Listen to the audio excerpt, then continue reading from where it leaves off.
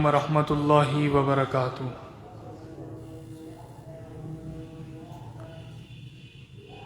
ان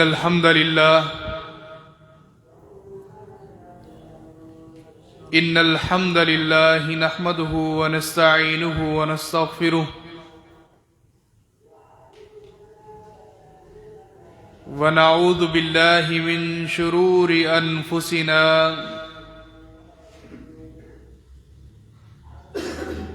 ومن سیئات اعمالنا من يهده الله فلا مضل له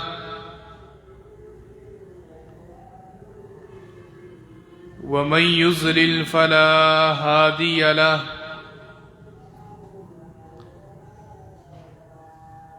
وأشهد أن لا إله إلا الله وحده لا شريك له وأشهد أن محمدا عبده ورسوله اللهم صل على محمد وعلى آل محمد كما صليت على إبراهيم وعلى آل إبراهيم إنك حميد مجيد اللهم بارك على محمد وعلى آل محمد كما باركت على إبراهيم وعلى آل إبراهيم إنك حميد مجيد من يطع الله ورسوله فقد رشد واهتدى ومن يعص الله ورسوله فقد ضل وغوى أما بعد فإن خير الحديث كتاب الله وخير الهدي هدي محمد صلى الله عليه وسلم وشر الأمور محدثاتها وكل محدثة بدعة وكل بدعة ضلالة وكل ضلالة في النار قد قال الله سبحانه وتعالى في القرآن المجيد والفرقان الحميد أعوذ بالله من الشيطان الرجيم بسم الله الرحمن الرحيم وَإِذَا سَأَلَكَ عِبَادِي عَنِّي فَإِنِّي قَرِيبٌ أُجِيبُ دَعْوَةَ الدَّاعِ إِذَا دَعَانِ فَلْيَسْتَجِيبُوا لِي وَلْيُؤْمِنُوا بِي لَعَلَّهُمْ يَرْشُدُونَ وقال النبي صلى الله عليه وآله وسلم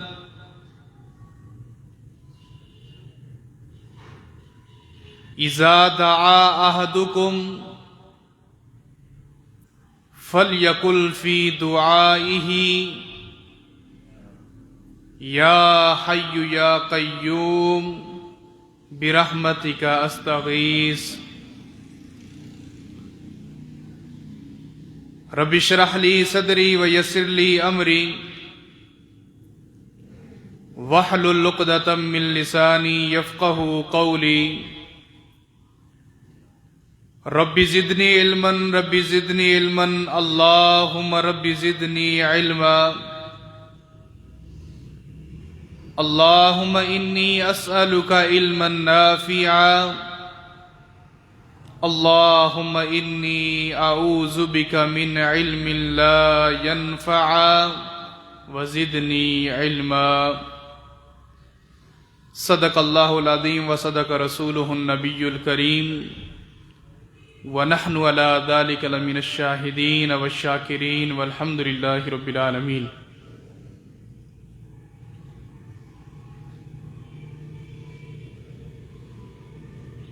دعا ایک عبادت ہے،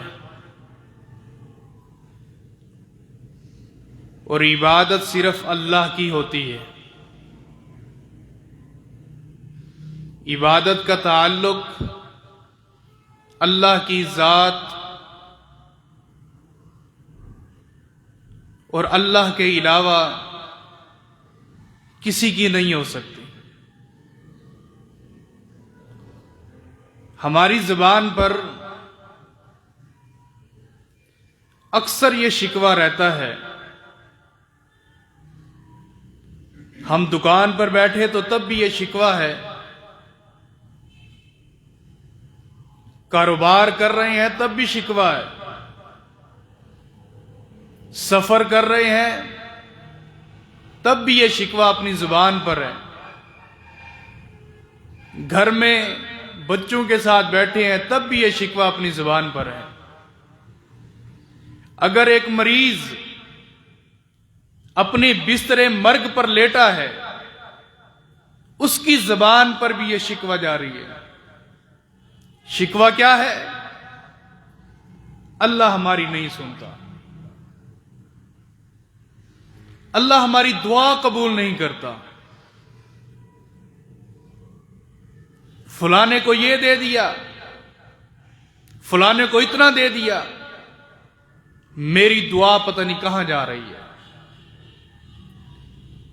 یہ شکوہ چھوٹے سے بڑے اور بڑے سے بزرگ تک ہر ایک زبان پر ہم دیکھتے ہیں، ہر ایک زبان پر. آج قرآن و حدیث کی دنیا میں اللہ کی توفیق کے بعد آج یہ شکوہ ہم نے اپنی دلوں سے اور اپنی زبان سے نکال دینا.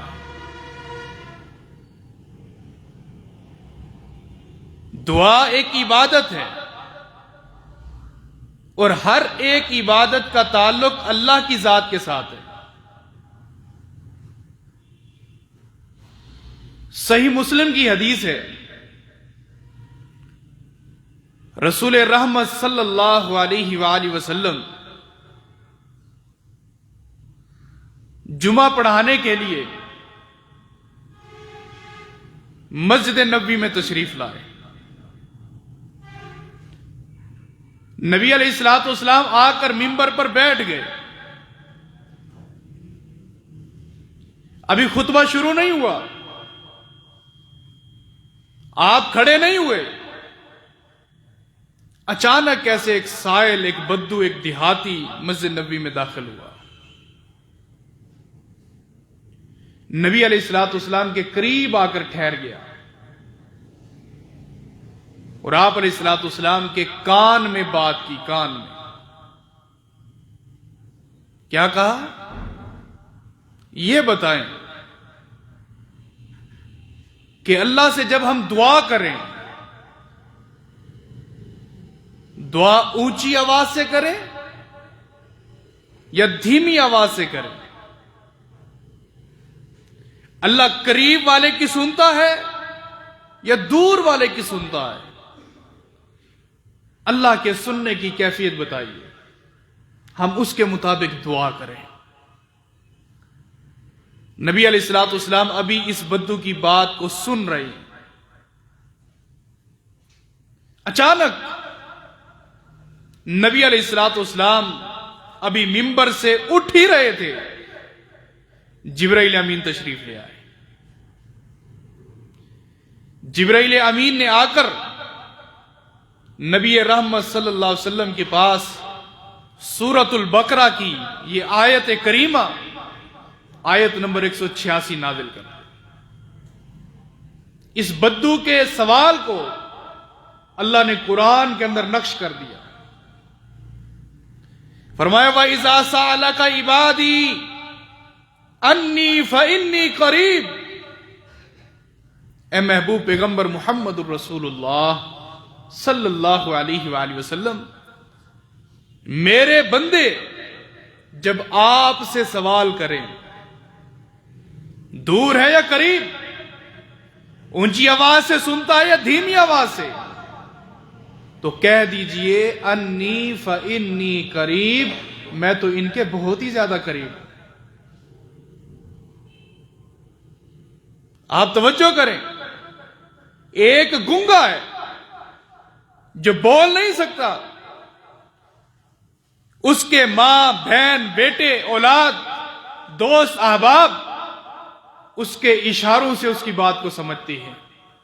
ये बोलता नहीं, लेकिन दिल में जो भी इल्तिजा रखता है अल्लाह सुनता भी है और अल्लाह कबूल भी करता है।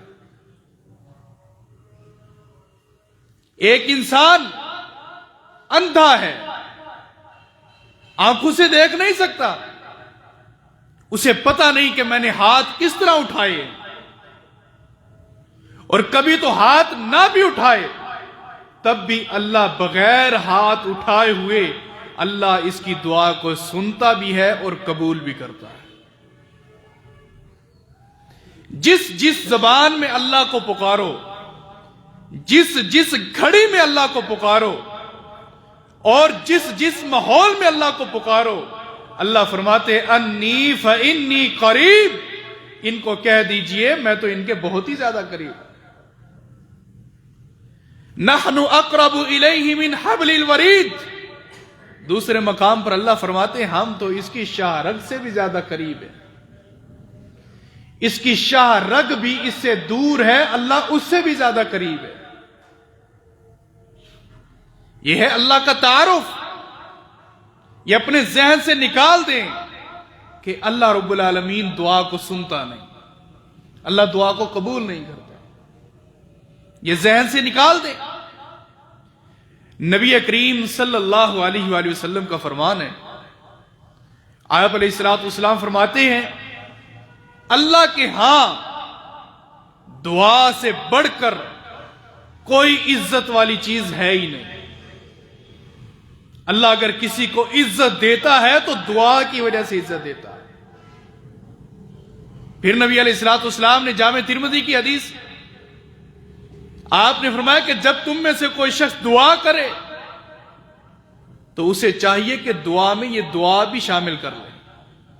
कौन सी दुआ? या हय्यु या कय्यूम बिरहमतिका अस्तगीस। ये दुआ जब बंदा शामिल करता है तो अल्लाह इसकी दुआ को कबूल कर लेते। हमें मांगने का ढंग नहीं आता, हमें अल्लाह के सामने आजिज़ी करने का तरीका नहीं आता। अल्लाह तो कबूल भी करता है, सुनता भी है, देता भी है, लेकिन हमें मांगने का तरीका नहीं आता। अक्सर आप उलमा से सुनते रहते हैं कि अल्लाह की मोहब्बत की तशबीह मां के साथ दी गई है, कि अल्लाह रब्बुल आलमीन माओ से भी ज्यादा मोहब्बत करता है। यह एक तशबीह दी जाती है। कभी आपने गौर किया कि सिर्फ मां के साथ तशबीह क्यों दी, बाप के साथ क्यों नहीं दी? बाप भी तो औलाद से मोहब्बत करता है, सिर्फ मां तो अपने बच्चे से मोहब्बत नहीं करती। बाप भी तो अपनी औलाद के लिए मोहब्बत करता है ना, दिल में उसके लिए भी तो मोहब्बत है। लेकिन अल्लाह की तशबीह, अल्लाह की मोहब्बत की मिसाल मां के साथ दी गई है, बाप के साथ नहीं। इसमें एक बड़ा नुक्ता है, वो ये है कि जब बंदा कोई दिल की बात करता है तो सबसे पहले मां को करता है, और मां से जब गुफ्तगू करता है तो उसके अंदर कोई झिझक, उसके अंदर कोई थरथराट, उसके अंदर कोई खौफ, कोई किस्म का खतरा कुछ भी नहीं होता। अल्लाह ने जो मोहब्बत की मिसाल मां के साथ दी है, अल्लाह बतलाना ये चाहते हैं अल्लाह से मांगो, बगैर डर के मांगो, बगैर खौफ के मांगो, आजिज़ी के साथ मांगो, और अल्लाह से जबरदस्ती मांगो। یہ اللہ رب العالمین نے اشارہ دیا. کون سی دعا ہے، کس کی دعا ہے جو اللہ قبول نہیں کرتا؟ ہاں، حدیث کے اندر نبی علیہ السلام فرماتے ہیں مومن بندے کی دعائیں 3 طریقے کے ساتھ قبول کی جاتی ہیں. 3 طریقے کے ساتھ. پہلا طریقہ، اگر مومن بندہ جلدی کرتا ہے تو اللہ دے ہی دیتے. یہ قبولیت کی گھڑی ہے. اللہ دے دیتے، اسے دے دو بھائی، یہ زیادہ دیر مجھ سے نہیں مانگنا چاہتا، اسے دے دو. دوسرا، اللہ رب العالمین کوئی آئی ہوئی آزمائش، کوئی فتنہ، کوئی خطرہ، کوئی حادثہ، اس دعا کی وجہ سے اللہ رب العالمین اس آنے والے فتنے سے بچا لیتا ہے. یہ دعا کی قبولیت. اور تیسری چیز، نہ ہی اللہ رب العالمین دنیا میں دیتا ہے اور نہ کسی حادثے سے بچاتا ہے، بلکہ اللہ اس کی دعا کو ذخیرہ کرتا ہے، جمع کرتا ہے. قیامت کے دن اس دعاؤں کا صلہ اللہ قیامت کے دن جنت کی شکل میں دے گا. نبی علیہ السلام فرماتے ہیں اللہ مومن بندے کی دعا کو اس طرح پالتے ہیں جس طرح تم ایک بکری کے بچے کو پالتے ہو. قیامت کے دن ایک بندہ آئے گا، اللہ رب العالمین فرمائیں گے میرے بندے یہ تیری دعائیں ہیں، یہ تیری دعائیں ہیں. اور حدیث کے الفاظ ہیں کہ اس کی دعائیں ایک پہاڑ جیسی ہوں گی، پہاڑ جیسی.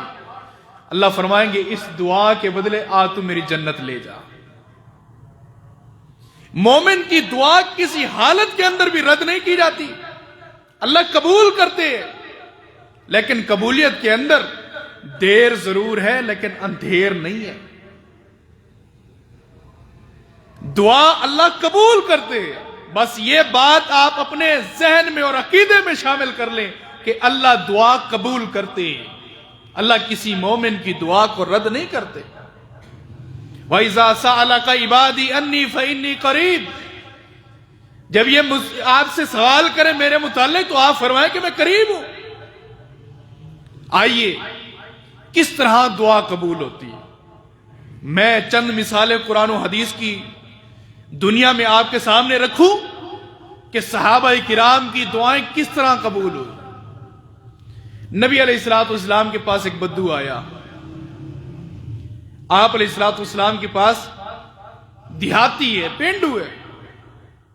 نبی علیہ السلام کے پاس آیا، کہتا میں ایمان لا چکا ہوں، میں اسلام قبول کر چکا ہوں، اور یاد رہے پورے کنبہ قبیلے کے اندر اکیلا مسلمان ہوں، اکیلا مسلمان ہوں، اور ان سب برادری والوں کو چھوڑ کر آپ کے پاس آیا ہوں. نبی علیہ السلام نے فرمایا کیسے آنا ہوا؟ کہتے ہیں میری برادری، میرا خاندان مجھے تانے دے دے کر مجھے رسوا کرنا چاہتا ہے. ہر ایک بندہ میری بے عزتی کرتا ہے. میں اس ماحول میں نہیں رہنا چاہتا. اب میں آپ کے پاس آیا ہوں ہجرت کر کے، میری ہجرت قبول فرمائی. نبی علیہ السلام کھڑے ہوئے، آپ نے اعلان فرمایا تمہارے اس مہاجر بھائی کی کون خدمت کرے گا؟ ایک مسلمان کھڑا ہو گیا، انصاری صحابی، کہنے لگے اللہ کے نبی صلی اللہ علیہ وسلم، میری جو مدینہ کے اندر زمین ہے یہ میرا بھائی ہے، آدھی زمین میری اور آدھی اس کی، میں نے 2 حصوں میں تقسیم کر دیا. اس نے ہجرت کیا آپ کی خاطر اور اللہ کی خاطر، آدھی زمین اس کی اور آدھی میری. نبی علیہ السلام نے فرمایا کہ ٹھیک ہے. وہ صحابی پھر کھڑا ہوا، کہنے کہ اللہ کے نبی 2 مکان ہیں مدینہ میں، ایک مکان اس کا اور ایک مکان میرا. اس نے ہجرت کی ہے تو میں قربانی دینا چاہتا ہوں. اب یہ صحابی جو ہجرت کر کے آیا تھا، اس نے کہا اللہ کے نبی معذرت چاہتا ہوں، نہ مجھے رقبے چاہیے نہ مجھے مکان چاہیے. اللہ اکبر. بلکہ کیا کرنا چاہتا ہوں، مجھے صرف مدینے کا بازار دکھا دیں، مزدوری کر کے میں اپنا گزارا کر لوں گا. لوگ کیا کہیں گے؟ زمین رقبے کی خاطر اسلام قبول کیا، دنیا لینے کی خاطر اللہ کے نبی کے قدموں میں جا کر گر گیا؟ نہیں، مجھے کچھ نہیں چاہیے، مجھے صرف مدینے کا بازار دکھا دو، میں جانا چاہتا ہوں اور مزدوری کر کے گزارا کر لوں۔ نبی علیہ الصلوۃ والسلام نے فرمایا کہ ٹھیک ہے۔ اب وہی جس نے کہا تھا کہ زمین لے لو، مکان لے لو، وہ کہتا ہے اللہ کے نبی میری گزارش ہے اس مسلمان سے جو ہجرت کر کے آیا ہے، میرا دل نہیں چاہتا کہ کسی کا غلام بنے، میرے زمین پر پانی لگائے، اپنی مزدوری مجھ سے وصول کر لیا کرے، کسی غیر کے در پر میں اس ہجرت کرنے والے مسلمان کو نہیں دیکھنا چاہتا۔ آپ نے فرمایا ٹھیک ہے۔ اب وقت چلتا گیا، یہ صحابی مزدوریاں کر رہا ہے، اپنی زندگی کے دن گزار رہا ہے۔ دن گزارتے گزارتے ایک مارکہ آیا، مسلمانوں اور کافروں کے درمیان ایک جنگ چھڑی۔ نبی علیہ الصلوۃ والسلام نے مسلمانوں کو تیار کیا، اور آپ علیہ الصلوۃ والسلام نے یہ مہاجر اور انصار، یہ دونوں مسلمان، جس نے ہجرت کی تھی وہ بھی، اور جس نے اپنی بکریاں دی تھی اس کو کہ اس کو چرایا کر اور اپنا جو ہے نا مزدوری مجھ سے لے لیا کر، پانی کو، زمین کو پانی لگایا کر اور مجھ سے مزدوری لے لیا کر۔ نبی علیہ الصلوۃ والسلام نے فرمایا تم دونوں میں سے ایک بندہ ہمارے ساتھ چلے، ایک بندہ۔ آخرکار فیصلہ ہوا، جو مدینہ کا رہنے والا تھا اس نے کہا کہ میں اللہ کے نبی کے ساتھ چلتا ہوں۔ اب نبی علیہ الصلوۃ والسلام جا رہے ہیں۔ جب آپ علیہ الصلوۃ والسلام کفار کو گاجر مولی کی طرح کاٹ کر واصل جہنم کر کے واپس جب مدینہ میں تشریف لائے تو نبی علیہ الصلوۃ والسلام نے اس انصاری مسلمان سے کہا کہ مال غنیمت میں جو تیرا حصہ آیا وہ کہاں ہے؟ اس نے حصے کے کچھ درہم دینار نکالے۔ نبی علیہ الصلوۃ والسلام نے فرمایا آدھے تیرے ہیں اور آدھے اس کے ہیں، جو تیرا مزدور ہے اور ہجرت کر کے جو آیا ہے۔ نبی علیہ الصلوۃ والسلام نے اس کو بلایا اور فرمایا کہ یہ تیرے کچھ درہم دینار ہیں، یہ تو لے لے۔ اس نے درہم دینار لیے اور آ کر نبی علیہ الصلوۃ والسلام کے ہاتھ میں رکھ دیے۔ فرمایا اللہ کے نبی یہ بھی نہیں چاہیے، یہ بھی نہیں چاہیے۔ نبی علیہ الصلوۃ والسلام اتنا حیران ہوئے، آپ نے فرمایا اللہ کے بندے پھر تو چاہتا کیا ہے؟ پھر تو چاہتا کیا ہے؟ تو نے رقبے بھی چھوڑ دیے، تو نے مکان بھی چھوڑ دیا، اور اب درہم دینار سونا چاندی کی باری آئی، تو نے اس کو بھی رد کر دیا ہے، اور اللہ کے بندے چاہتا کیا ہے؟ اب سنیے مسلمان، یہ صحابی رسول کیا کہتا ہے؟ اللہ کے نبی یہاں پر تیر چاہتا ہوں، یہاں پر تیر چاہتا ہوں، یہاں پر تیر لگے، یہاں پر۔ کئی مرتبہ اللہ کے نبی علیہ السلام کو یہ بات کرتا کہ یہاں پر تیر چاہتا ہوں، ادھر تیر لگے۔ کیا مسئلہ تھا؟ اللہ کو جان دینا چاہتا ہوں، شہادت کا جام پینا چاہتا ہوں، اللہ کی جنت کا مالک بننا چاہتا ہوں۔ دنیا نہیں چاہیے، رقبے نہیں چاہیے، مکان نہیں چاہیے، سونا چاندی سب کچھ یہ دنیا کی زینت ہے، مجھے چاہیے تو رب کی جنت چاہیے۔ یہاں پر تیر لگے، یہاں پر۔ اگلا معرکہ آیا، نبی علیہ الصلوۃ والسلام نے اپنے ساتھ اس کو لیا، جنگ کے میدان میں لڑ رہا ہے۔ جنگ ختم ہوئی، ایک صحابی رسول نے آ کر بتایا فلانا شہید ہو گیا، فلانا شہید ہو گیا، فلانا شہید ہو گیا۔ نبی علیہ الصلوۃ والسلام نے فرمایا وہ میرا مہاجر جو ہجرت کر کے آیا تھا وہ کہاں ہے؟ اس کے اوپر کفن کا کپڑا ہے۔ نبی علیہ الصلوۃ والسلام نے فرمایا کہ اس کا کپڑا ہٹاؤ۔ صحابہ کہتے ہیں اللہ کے نبی وہی ہے، یہ وہی ہے، کپڑا نہ ہٹائے وہی ہے یہ۔ نبی علیہ الصلوۃ والسلام نے فرمایا کہ تم نہیں جانتے کہ میں کیا دیکھنا چاہتا ہوں۔ آپ نے جب کپڑا اٹھایا تو آپ علیہ الصلوۃ والسلام نے دیکھا کہ تیر اسی جگہ پر لگا تھا جہاں پر اس نے انگلی رکھی تھی۔ میرے نبی کی آنکھوں سے آنسو جاری ہو گئے۔ میرے نبی نے فرمایا کہ اللہ اپنے بندے کی دعا اس طرح قبول کرتا ہے۔ جو 7 صحابہ کرام تھے وہ کہنے لگے واللہ اللہ کی عزت کی قسم ہے ایک انگلی نہ برابر تھی نہ نیچے تھی، جہاں پر انگلی رکھتا تھا وہیں پر اللہ نے تیر لگوایا۔ آپ کیسے کہتے ہیں کہ دعا قبول نہیں ہوتی؟ نہیں ہوئی دعا قبول؟ یہ تو مانگی بھی شہادت کی موت تھی تو اللہ نے قبول کی ہے۔ ہم تو مانگتے ہی دنیا ہے، ہم نے کبھی جنت اللہ سے مانگی ہے؟ اللہ ایک پلازا ہے تو 2 کر دے، مارکیٹ میں 2 دکانیں ہیں تو 4 کر دے۔ اللہ پراپرٹی بڑی مہنگی ہوتی جا رہی ہے، سونے کے بھاؤ سے بک رہی ہے، اللہ کوئی مرلہ ہی دے دے۔ ہم نے مانگی تو دنیا ہی نہیں ہے، آخرت کب مانگی ہم نے؟ اللہ دعا قبول کرتا ہے اور ضرور کرتا ہے۔ اللہ فرماتے ہیں میری عزت پر واجب ہے کہ مجھ سے مومن بندہ مانگے اور میں اس کو عطا کروں۔ یہ اللہ نے اپنے اوپر واجب کیا، فرض کیا۔ سنن ابن ماجہ کی حدیث، صحابی رسول ہے سیدنا مقداد رضی اللہ تعالیٰ عنہ۔ سیدنا مقداد رضی اللہ تعالیٰ عنہ غریب صحابی رسول ہے، غریب۔ ان کے گھر میں فاقے ہوتے تھے، صحابہ کرام فرضی زکوٰۃ ان کو دیا کرتے تھے، صدقہ خیرات ان کے گھر پہنچایا کرتے تھے۔ غریب صحابی رسول سیدنا مقداد رضی اللہ تعالیٰ عنہ ایک دن اپنے گھر سے تھک ہار کے، کچھ بھی نہ تھا بچوں کو دینے کے لیے، بیوی بولتی رہی کہ کچھ لائیے کھلانے کے لیے، بچے تو بھوکے نہ مرے، کچھ بھی نہیں تھا۔ رات کی تاریکی میں گھر سے نکلے اور قریب جنت البقیع ہے۔ آج جنت البقیع میں تو صرف قبریں نظر آتی ہیں، پہلے یہاں پر جھاڑیاں ہوا کرتی تھی، بہت بڑا باغ تھا یہاں پر کھجوروں کا۔ وہ صحابی رسول رات کو نکلا، جنت البقیع میں قضائے حاجت کی اور وہیں پر جا کر بیٹھ گیا، ایک درخت کے سہارے لگا کر بیٹھ گیا، جس طرح ایک بے چین بے سکون بندہ بیٹھتا ہے۔ اب وہ بیٹھا ہوا ہے، دعا کیا کیا اس نے؟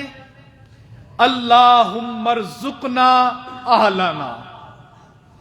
3 جملے، اللہم ارزقنا اہلنا۔ اس کا ترجمہ یہ ہے اللہ ہمیں روٹی کھلا دے، اللہ میرے بچوں کو روٹی کھلا دے، اس کا ترجمہ یہی ہے۔ اب یہ دعا کی ہے، اب دعا کرنے کے بعد اس مسلمان، اس صحابی رسول نے اتنی سی بات کی، اس طرح سر ٹیک لگا کر بیٹھ گیا، بیٹھا ہوا ہے بے چینی کے عالم میں، اور اللہ سے امید بھی ہے کہ اللہ دے گا۔ اچانک مقداد رضی اللہ عنہ فرماتے ہیں سامنے سے ایک بل میں سے، ایک سوراخ میں سے ایک چوہا نکلا، چوہا جانور، اس کے منہ میں ایک دینار تھا۔ دینار سونے کا ہوتا ہے، ابن ماجہ کی حدیث ہے۔ وہ دینار نکلا، اس چوہے نے آ کر میری جھولی میں ڈال دیا، واپس چلا گیا۔ دوسرا دینار نکالا، میری جھولی میں ڈال دیا، واپس چلا گیا۔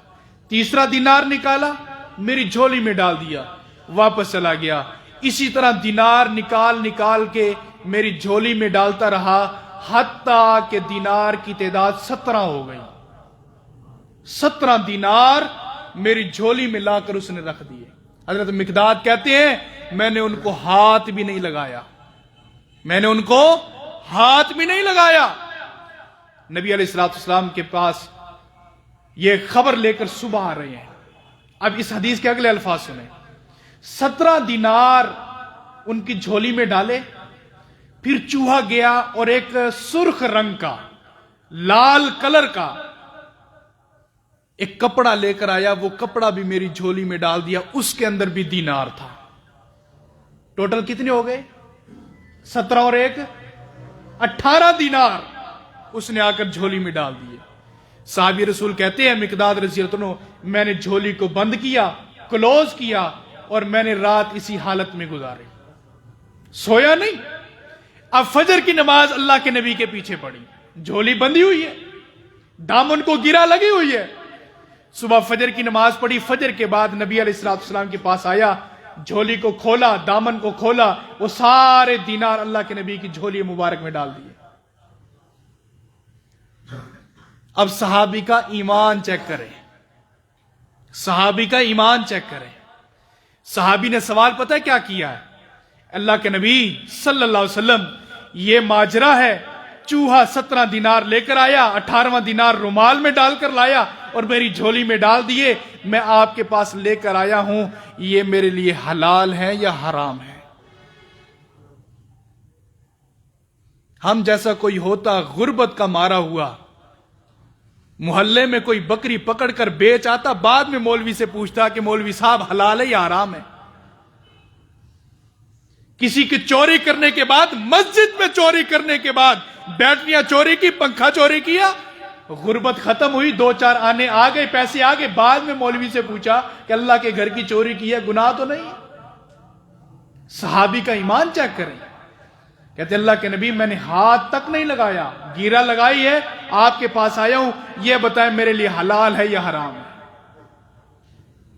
نبی علیہ الصلوۃ والسلام نے فرمایا، اے مقداد، مزاحن طور پر، ہنسی مذاق کے سلسلے میں اللہ کے نبی نے فرمایا، مقداد مجھے لگتا ہے کہ تو نے چوہے کو سکھایا تھا اور چوہا تیرے جھولی کے اندر دینار ڈالتا رہا۔ اور دوسری حدیث کے اندر ہے، آپ نے فرمایا کہ تو نے اس کی بل کے اندر جا کر ہاتھ ڈال کر خود ہی دینار نکالے تھے؟ کہنے لگا نہیں، اللہ کی قسم ہے جس نے آپ کو عزت دینے کے لیے بھیجا ہے، اس رب کی قسم ہے میں نے کوئی ہاتھ تک نہیں لگایا۔ پہلا مسئلہ میرے لیے حلال ہے یا حرام ہے۔ دوسرا مسئلہ، اب مجھے یہ بتائیں کہ اس میں زکوٰۃ کتنی بنتی ہے؟ اللہ اکبر، مجھے یہ بتائیں کہ اس میں زکوٰۃ کتنی بنتی ہے؟ جو زکوٰۃ بنتی ہے وہ آپ نکال لیں، باقی مجھے دے دیں۔ نبی علیہ الصلوۃ والسلام نے فرمایا اس میں کوئی زکوٰۃ نہیں ہے، کوئی زکوٰۃ نہیں ہے، زمین نے تجھے دیا ہے، اس میں کوئی زکوٰۃ نہیں ہے، لے جا، اللہ تیرے اس دینار میں برکت عطا فرمائے۔ نبی نے دعا دے دی۔ مسلمانوں، جامع مرکز فاروقیہ میں آنے والوں، کتنی لمبی دعا کی تھی، کون سی قرآن کی آیت پڑھی تھی، حدیث کون سی ازبر یاد کر کے وہاں پر سنائی تھی؟ نہیں، کوئی لمبی آیت نہیں، کوئی قرآن کی آیات نہیں، کوئی قرآن کی سورت نہیں، بلکہ 3 جملے کہے تھے، اللہ میرے بچوں کو روٹی کھلا دے۔ اللہ دعا نہیں سنتا؟ کس طرح دعا سنی بھی ہے اور اللہ نے قبول بھی کی ہے۔ وہ رب آج بھی موجود ہے، وہ رب آج بھی سنتا ہے، آج بھی قبول کرتا ہے، لیکن مانگنے کا ڈھنگ بھی تو ہو، مانگنے کا طریقہ بھی تو ہو۔ کسی امیر زادے کے پاس جا کر سر جھکا کر عاجزی کے ساتھ مانگتے ہیں، وہاں پر طریقے ہوتے ہیں، اور اللہ کے ساتھ مانگنے کا کوئی طریقہ نہیں، اللہ کے سامنے مانگنے کا کوئی طریقہ نہیں، کوئی ڈھنگ نہیں ہے۔ نبی علیہ الصلوۃ والسلام نے فرمایا کہ جا، اللہ تیرے اس دینار کے اندر برکت عطا فرمائے۔ صحابی رسول مقداد رضی اللہ عنہ فرماتے ہیں جب تک میں زندہ رہا، رب کی عزت کی قسم ہے میرے نبی کی مجھے دعا لگی تھی، 18 دینار سے ایک کم بھی نہیں ہوا، 17 دینار بھی نہیں ہوئے، اتنی برکت آئی اس میں۔ زندگی گزر گئی، سالوں سال گزر گئے، برساں برس گزر گئے، لیکن ایک دینار بھی اس میں کم نہیں ہوا۔ دعا تھی محمد رسول اللہ کی صلی اللہ علیہ وسلم۔ دعا ایسے قبول ہوتی۔ تھوڑا سا آگے چلے، نبی کریم صلی اللہ علیہ وسلم کی ایک صحابیہ ہے، فالج کی مریض ہو گئی، فالج ہو گیا، فالج کا اٹیک ہوا، بستر پر لیٹی ہوئی ہے،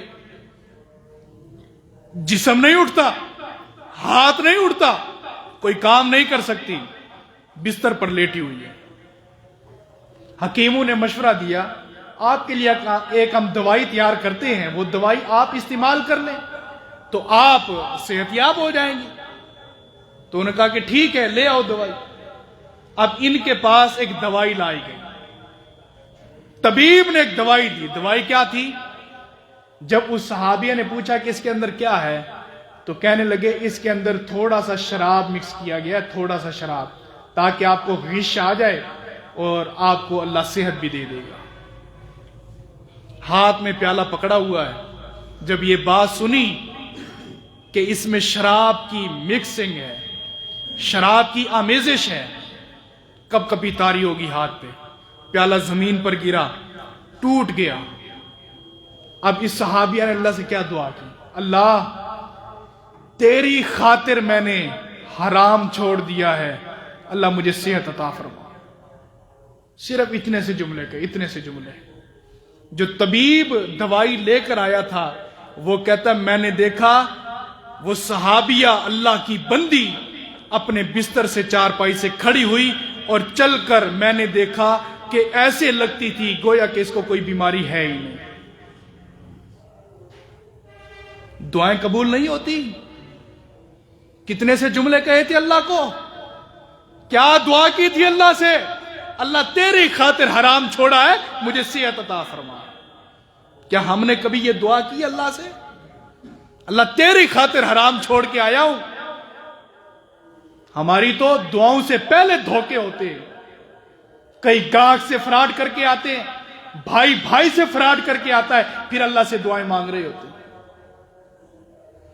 اس حالت کے اندر دعا کی کہ اللہ صحت عطا فرما, تیری خاطر حرام چھوڑا ہے, شراب حرام ہے میں نے چھوڑ دی, اب صحت عطا فرما. اللہ نے فوراً ٹانگوں پر کھڑا کر دیا اور ایسی صحت عطا فرمائی, اس کے بعد وہ صحابیہ بیمار ہی نہیں ہوئی. دعائیں ایسے قبول ہوتی. اللہ کے بندو اللہ سے مانگو. اور میں کہتا ہوں عرض ہے میری, اپنی حیثیت مقام دیکھ کر اللہ سے دعا نہ کرو, اپنی اوقات دیکھ کر اللہ سے دعا نہ کرو, اللہ کا مقام دیکھ کر اللہ سے دعا کرو, اللہ کی عزت دیکھ کر اللہ سے دعا کرو. میں کیا ہوں, میں تو فقیر ہوں, اللہ تو بادشاہ ہے, تو شہنشاہ ہے, تو قادر مطلق ہے. اے اللہ تو قادر قدیر ہے, تو سب کچھ کر سکتا ہے, اللہ تیرے اختیار میں ہے, تو مجھے عطا فرما دے. ہماری حیثیت کیا ہے کہ 40-50 سال والا بچہ جنم نہیں دیتا. اللہ کی قدرت کیا ہے, 85 سال کی عمر میں ابراہیم کو بیٹا عطا کر سکتا ہے, 112 سال کی عمر میں زکریا کو یحییٰ علیہ السلام عطا کر سکتا ہے. یہ اللہ کی شان ہے. اللہ کی شان کے مطابق مانگو, اپنی حیثیت کے مطابق نہ مانگو. ہماری حیثیت اللہ کے سامنے کیا ہے؟ اللہ کا مقام, اللہ کی عزت, اللہ کی شان کو دیکھ کر اللہ سے دعا کرو. امام احمد بن حنبل رحمت اللہ علیہ, نام تو سنا ہوگا. امام احمد بن حنبل رحمت اللہ علیہ وقت کے محدث ہیں. ان کا جب جنازہ اٹھا تھا, تاریخ کا سب سے بڑا جنازہ ہے, تاریخ کا سب سے بڑا جنازہ. محدثین نے لکھا ہے ان کے جنازے میں اس وقت میں جب کوئی سوشل میڈیا کا دور نہیں تھا, 28 لاکھ افراد اس کے جنازے میں شریک تھے. امام احمد بن حنبل رحمت اللہ علیہ. احمد بن حنبل رحمت اللہ علیہ کو جیل ہو گئی کہ قید خانے کے اندر بند کر دیے گئے. جب جیل ہو گئی, جلاد کو بلایا گیا. جلاد کو کہا گیا کہ اس کو کوڑے مارو. ایک جلاد نہیں, ہر ایک کوڑے کے اوپر جلاد بھی اور آتا تھا تاکہ طاقت کے اندر فرق نہ پڑے. جلاد آتا, کوڑے مارتا, چلا جاتا. دوسرا آتا, کوڑے مارتا, چلا جاتا. احمد بن حنبل رحمت اللہ علیہ کو جو کوڑے لگے تھے, محدثین کہتے ہیں اگر وہ ایک کوڑا ہاتھی کی پیٹھ پر لگتا, ہاتھی بھی چیخ کر بھاگ جاتا. جو احمد بن حنبل رحمت اللہ علیہ نے اللہ اور اللہ کے رسول کی خاطر, دین اسلام کی خاطر کوڑے برداشت کیے. کوڑے جب لگے, احمد بن حنبل رحمت اللہ علیہ کا قمیض پھٹ گیا. قمیض کے ٹکڑے ٹکڑے لیر لیر ہو گئے. احمد بن حنبل رحمت اللہ علیہ کی اب صرف شلوار باقی ہے, صرف شلوار باقی. شلوار پر جب کوڑے برسنا شروع ہوئے, احمد بن حنبل رحمت اللہ علیہ کی شلوار تھوڑا سا نیچے آنے لگ گئی. قریب تھا کہ سطر کھل جائے, قریب تھا کہ شرمگاہ واضح ہو جائے, قریب تھا کہ احمد بن حنبل رحمت اللہ علیہ ننگے ہو جائے. احمد بن حنبل رحمت اللہ علیہ نیچے دیکھا, پھر اس طرح آسمان کی طرف نگاہ اٹھائی. جلاد کہتا ہے میں نے دیکھا احمد بن حنبل رحمت اللہ علیہ کے ہونٹ کھلے پھر بند ہو گئے, صرف اتنا سا. پھر میں نے اچانک دیکھا احمد بن حنبل رحمت اللہ علیہ کی شلوار جو نیچے جا رہی تھی اچانک اوپر آ گئے, اچانک اوپر آئے. میں یہ منظر دیکھتا رہا. احمد بن حنبل رحمت اللہ علیہ بے ہوش ہو گئے, کوڑے لگے, بے ہوش ہو گئے, جیل خانے میں بند کر دیا گیا اسی بے ہوشی کے عالم میں. اب وہ جو کھڑا تھا جلاد, وہ کہتا ہے میں کھڑا رہا, ان کے دروازے کے اوپر کھڑا رہا، دیکھتا رہا کہ امام صاحب کو ہوش کب آتا ہے۔ جب امام صاحب کو ہوش آیا، میں قریب ہوا، میں نے کہا امام صاحب مجھے وہ قرآن کی آیت لکھ کر دیں جو آپ نے کوڑے لگتے ہوئے اللہ سے دعا کی تھی اور آپ کی شلوار اوپر آ گئی تھی، وہ قرآن کی آیت مجھے لکھ کر دیں تاکہ میں بھی کسی ایسے موقع پر اللہ سے یہ دعا کروں اور اللہ میری دعاؤں کو قبول کر لے۔ احمد بن حنبل رحمۃ اللہ علیہ فرماتے ہیں، بیٹے میں نے کوئی دعا نہیں کی تھی، قرآن کی کوئی دعا نہیں پڑھی تھی، فرمایا کہ اچھا اللہ کے نبی کی حدیث پڑھی ہوگی، وہ حدیث مجھے لکھ دیں۔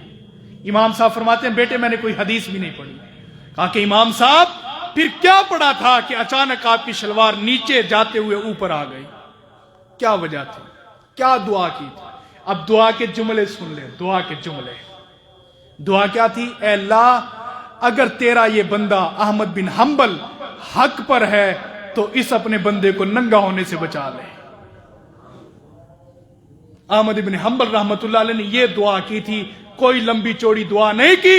آج ہماری دعائیں پوری رات اللہ کے سامنے رو رو کر گزار دی، صبح اٹھے تو ایک دعا بھی قبول نہیں ہوتی۔ کیا وجہ ہے؟ کہ ہم اللہ رب العالمین سے مکر کرتے ہیں۔ جب ہمارا طمع اللہ سے بھی پورا ہو جائے تو ہم اللہ کو بھی بھول جاتے ہیں۔ کیا کسی بندے کا کام ہوا ہو اور کئی سال تک وہ نمازی رہا ہو؟ ایسا ہوا ہے؟ نہیں ہوا۔ ہمارا طمع لالچ اللہ سے پورا ہو گیا تو ہم نے نمازیں چھوڑ دی۔ حضرات اللہ سے مانگے، ضرور مانگے، ہر روز مانگے، ہر گھڑی میں مانگے، اللہ سنتا بھی ہے اور اللہ قبول بھی کرتا ہے۔ اللہ ہر ایک مومن بندے کی دعا کو قبول کرتا ہے۔ نبی علیہ الصلوۃ والسلام فرماتے ہیں، اللہ رب العالمین کی عزت کو لحاظ آتا ہے کہ میرا مومن بندہ، فقیر بندہ، سفید داڑھی والا، سفید بالوں والا، اس کی ریڑھ کی ہڈی ٹیڑھی ہو چکی ہے، سکتہ زبان پر طاری ہو چکا ہے، اللہ سے مانگے اور اللہ کی عزت کو لحاظ آتا ہے کہ اس کے ہاتھوں کو خالی لٹا دے۔ بزرگوں او بابے جی، آپ بھی اللہ سے مانگا کرو، اللہ سے مانگو۔ اللہ کے آگے کون سی چیز ہے جو پوری نہیں ہوتی؟ سیدنا انس رضی اللہ تعالیٰ عنہ صحابی رسول ہے اور اللہ کے نبی کے غلام ہیں۔ سیدنا انس، ان کی زمین تھی بصرہ کے اندر، بصرہ میں ان کی زمین تھی، رقبہ تھا۔ ان کا غلام آیا، کہنے لگا انس آپ کی زمین اس دفعہ بنجر ہو چکی ہے، جب تک بارش نازل نہیں ہوگی آپ کی زمین میں کوئی فصل نہیں آئے گی۔ فرمایا کہ ٹھیک ہے چلو دیکھتے ہیں زمین کو۔ بصرہ پہنچے، زمین کو دیکھا، واقعی بنجر تھی، بارش کی ضرورت تھی۔ حضرت انس رضی اللہ تعالیٰ عنہ وہیں پر ٹھہرے، 2 رکعت نماز پڑھی وہاں پر اپنے زمین کے اوپر۔ 2 رکعت نماز پڑھنے کے بعد اللہ سے کیا کہتے ہیں؟ اے اللہ تیری بنجر زمین پر تیرا نام لیا ہے، تیری بنجر زمین پر تیرا نام لیا ہے، اے اللہ انس کی بنجر زمین کو زرخیز کر دے۔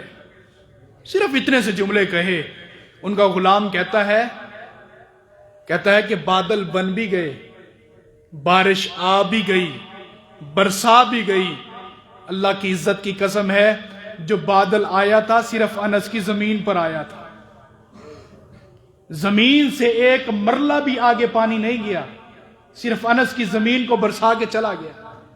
کتنی لمبی دعا کی ہے، صرف 2 جملے کہیں، اللہ تیری عزت کی قسم ہے۔ یہ محدثین بھی، مقتدی بھی، امام بھی ہر جمعے دعا کرتے ہیں، اللہ بارش عطا فرما۔ بارش کی جب ضرورت ہوتی ہے اس وقت آتی نہیں، جب ضرورت نہیں ہوتی اس وقت تو مہینہ مہینہ رہ جاتی۔ یہ اللہ کا عذاب بن کر آتی۔ اپنے ساتھ مخلص ہو جائے۔ ہماری دعاؤں کے انداز پتہ کیا ہے؟ ہم دعا کر رہے ہیں اللہ سے، اللہ یہ کر دے وہ کر دے، لیکن ہمارا دماغ کہیں اور ہوتا ہے، دماغ کہیں اور ہوتا ہے۔ بس امام جلدی جلدی آمین کہہ، جلدی آمین کہہ، بس جلدی ہاتھ منہ پہ مار اور بس جانے دے۔ یہ دعا ہے؟ کس سے مانگ رہے ہو اور کس کے ساتھ مکر کر رہے ہو؟ اللہ کے ساتھ، اور اللہ کے ساتھ کوئی مکر کر نہیں سکتا۔ اللہ کو دھوکہ دے رہے ہو، اللہ کو دھوکہ کوئی دے نہیں سکتا، اپنے آپ کو دھوکہ دے رہے ہو۔ दुआ मांगी है, इमाम ने थोड़ी सी लंबी की है दुआ, थोड़ी सी लंबी, 1 या 2 मिनट इसके ऊपर सख्ता तारी हो गया है। इमाम साहब इतनी लंबी दुआएं भी होती हैं। फिर इमाम अगर रो रो कर दुआ मांगे, रो रो कर, तो कहते हैं इमाम साहब इवें दुआ आज मांगे जिवें इमाम मर गई हो। ये हमारे म्यार हैं, ये हमारा ईमान है, ये हमारे तसलसल हैं। इबादत को हमने मजाक बना लिया है। फिर अल्लाह किस तरह दुआ को कबूल करे? अपने ईमान पर तबसरे करे, अपने ईमान पर, गैरों के ईमान पर नहीं। अपने ईमान पर तबसरा करें, अपने ईमान का जायजा लें, फिर अल्लाह से हाथ उठाकर दुआ करें, फिर देखें कि अल्लाह किस तरह कबूल करता है। अल्लाह हर वक्त सुनता है, हर किसी की सुनता है, और हर वक्त अल्लाह रब्बुल आलमीन अता भी करता है। ये अल्लाह रब्बुल आलमीन की शयान शान है कि अल्लाह रब्बुल आलमीन दुआओं को कबूल करे। आखिरी हदीस बयान करूं, अदबुल मुफरद के अंदर इमाम बुखारी रहमतुल्लाह अलैह ने इस हदीस को दर्ज किया है। नबी अलैहिस्सलातु वस्सलाम ने सोमवार, मंगल, बुध 3 दिन दुआ की। 3 दिन। बुध वाले दिन जोहर की नमाज के बाद नबी अलैहिस्सलातु वस्सलाम ने दुआ की और आप अलैहिस्सलातु वस्सलाम खुश हो गए। सैयदना अनस इस हदीस के रावी हैं, कहते हैं मैंने देखा अल्लाह के नबी अलैहिस्सलातु वस्सलाम बड़े खुश नजर आ रहे थे। तो आप अलैहिस्सलातु वस्सलाम से मैंने पूछा अल्लाह के नबी वजह क्या है? तो आपने फरमाया कि जो 3 दिन से मैंने दुआ की थी अल्लाह ने अभी कबूल कर ली है। अपने नबी की दुआ भी अल्लाह ने 3 दिन के बाद कबूल की है। और हम चाहते हैं जोहर पढ़ के जाएं, असर के वक्त मुझे मोटरसाइकिल मिल जाए, मुझे 10 मरले मिल जाए असर के वक्त। ये दुआ की कबूलियत हमारे मियार है। तो नबी अलैहिस्सलातु वस्सलाम ने फरमाया कि साहबा, बुध वाले दिन, सही सनद के साथ हदीस है, बुध वाले दिन जोहर से लेकर असर की नमाज तक ये कबूलियत का वक्त है, ये कबूलियत का वक्त है। अब हदीस सुनिए, सैयदना अनस कहते हैं मुझे रब से जो कुछ भी लेना होता, मुझे जरूरत होती कि अल्लाह से मैंने ये मांगना है, मैं बुध का इंतजार करता था, जोहर की नमाज के बाद मस्जिद में बैठ जाता, असर तक अगले बुध से पहले पहले अल्लाह मुझे अता कर देता था। बुध वाला दिन जोहर से लेकर असर तक कबूलियत की घड़ी है। जुमे का दिन असर से लेकर मगरिब तक कबूलियत की घड़ी है। और बाकी दिनों के अंदर बारिश हो रही हो, कबूलियत की घड़ी है। माँ बाप औलाद के हक में दुआ करें, कबूल हो जाती है। मुसाफिर दुआ करे सफर में, कबूल हो जाती है। अल्लाह रब्बुल आलमीन हर बंदे की हर वक्त में दुआ को कबूल करता है। अल्लाह रब्बुल आलमीन सुनता भी है, अता भी करता है, कबूल भी करता है। क्यों? क्योंकि वो समी और दुआ है। अल्लाह दुआओं को कबूल करने वाला है, अल्लाह दुआओं को सुनने वाला है। अल्लाह से मांगो, हर वक्त मांगो, हर कुछ मांगो जो कुछ आपके जहन में है। क्यों? अल्लाह की शयान शान है, वो जो कुछ मांगा जाए वो अल्लाह अता करते हैं। अल्लाह हम सबको जो हमारी नेक ख्वाहिशात हैं, अल्लाह वो हमारी तमन्नाओं को पूरा फरमाए। व आखिर दावाना अल्हम्दुलिल्लाहि रब्बिल आलमीन।